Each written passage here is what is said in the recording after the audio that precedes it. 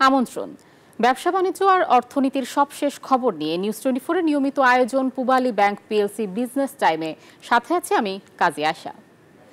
ব্যবসা বাণিজ্য চাঙা করতে আগামী বাজেটে সহায়ক নীতি কৌশল চান ব্যবসায়ীরা। রপ্তানিমুখী শিল্পে কর রেয়াত প্রত্যাহার না করার দাবি তাদের। আশা করছেন ব্যবসা ও বিনিয়োগ বান্ধব কর কাঠামো দিবে সরকার। ব্যবসা সহজীকরণে থাকবে বিশেষ উদ্যোগ। বাজেট ঘিরে ব্যবসায়ীদের ভাবনার কথা জানাচ্ছেন রিয়াজ সুমন। রাজধানী ঢাকা যেন আন্দোলনের শহর।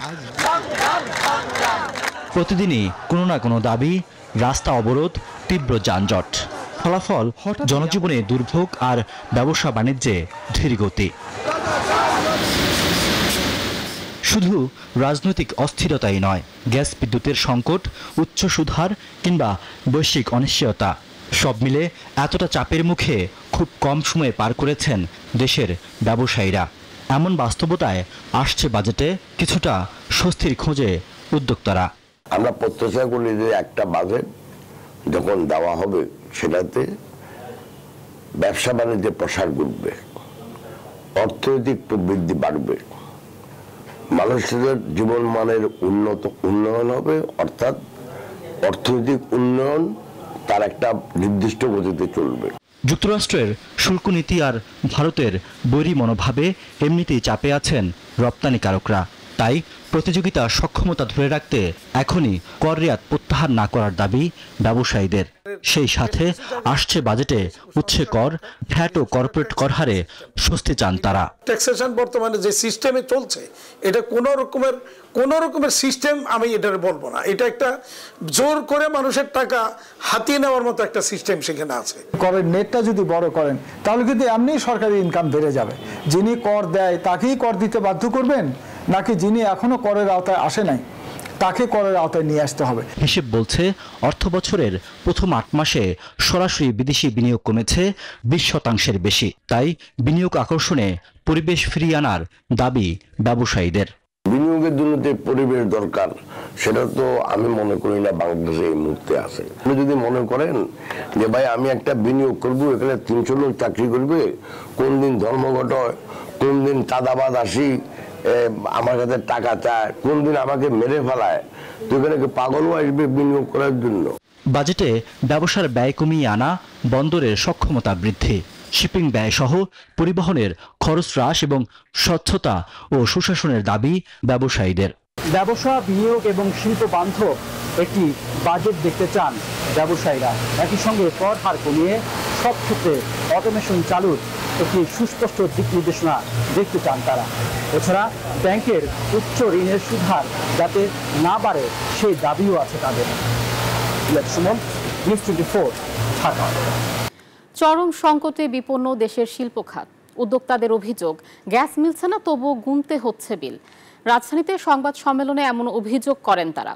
বলেন গ্যাসের অভাবে কারখানা বন্ধ, তবুও দিতে হচ্ছে শ্রমিকের বেতন বোনাস। এভাবে চলতে থাকলে 2 মাসের মাথায় বন্ধ হয়ে যাবে 50% কারখানা। কর্মসংস্থান হারাবে কয়েক লাখ কর্মী। হুমকির মুখে পড়বে $70 বিলিয়ন বিনিয়োগ।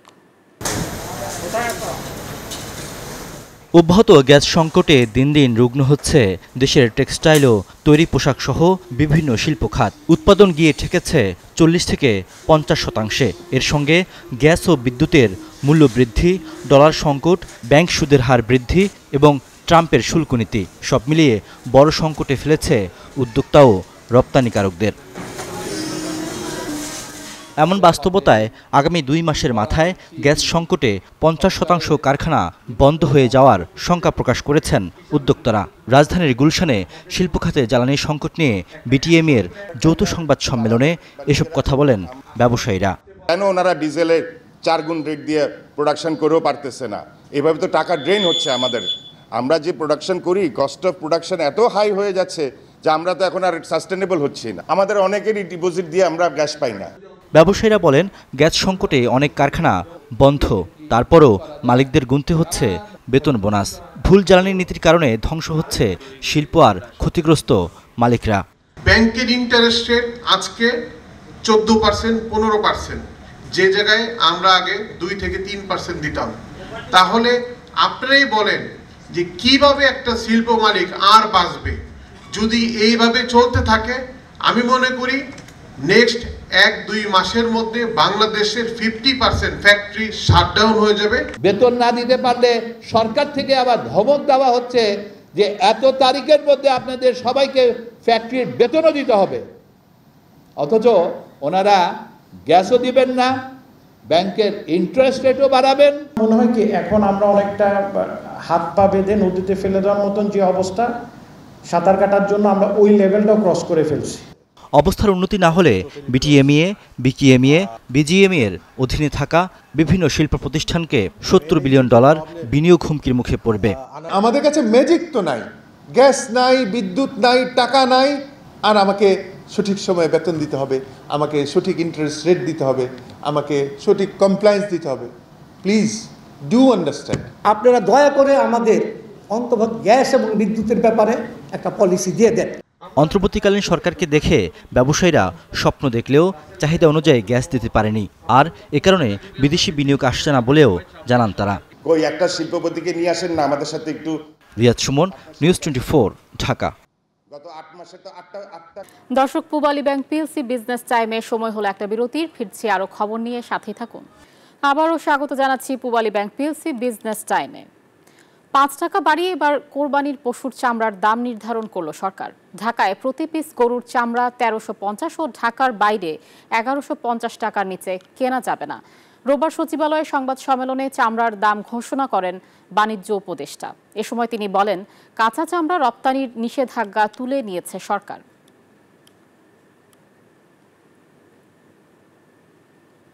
সরকার কাঁচা চামড়া রপ্তানির উপর নিষেধাজ্ঞা প্রত্যাহার করেছে বলে জানিয়েছেন বাণিজ্য উপদেষ্টা শেখ বশির উদ্দিন।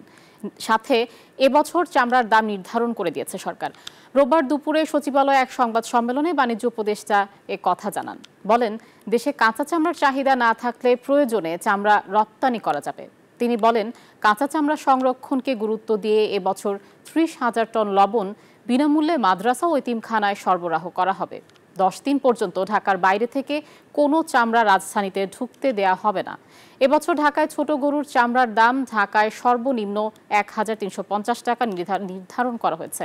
ঢাকার বাইরে 1150 টাকা, আর খাসির চামড়া প্রতি বর্গফুট 22 থেকে 27 টাকা নির্ধারণ করা হয়েছে। রাজশাহী জেলার চাহিদা মিটিয়ে সারা দেশে সরবরাহ করা হবে কোরবানি যোগ্য প্রায় 1 লাখ উদ্বৃত্ত পশু। দাম ভালো থাকায় লাভবান হওয়ার আশা খামারিদের। অস্বাস্থ্যকর উপায়ে কুরবানির পশু মোটা তাজা করার চেষ্টা করা হলে কঠোর ব্যবস্থা নেবে প্রাণী সম্পদ বিভাগ। মতিউর মুর্তজার তথ্যচিত্রে ডেস্ক রিপোর্ট।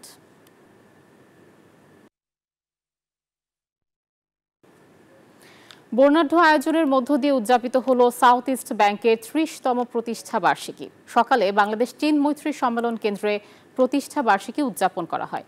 অনুষ্ঠানের প্রধান অতিথি হিসেবে উপস্থিত ছিলেন অর্থ মন্ত্রণালয়ের আর্থিক প্রতিষ্ঠান বিভাগের সচিব নাজমা মোবারেক।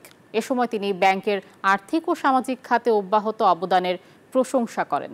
বিশেষ অতিথি ছিলেন বাংলাদেশ ব্যাংকের ডেপুটি গভর্নর মোহাম্মদ জাকির হোসাইন চৌধুরী, ব্যাংকের চেয়ারম্যান এম এ কাশেম। এছাড়া বক্তব্য রাখেন ভাইস চেয়ারপারসন রেহানা রহমান। অনুষ্ঠানে স্বাগত বক্তব্য দেন ব্যাংকের ব্যবস্থাপনা পরিচালক আবিদুর রহমান চৌধুরী। এই ছিল পূবালী ব্যাংক পিএলসি বিজনেস টাইমে। এতক্ষণ সাথে থাকার জন্য ধন্যবাদ।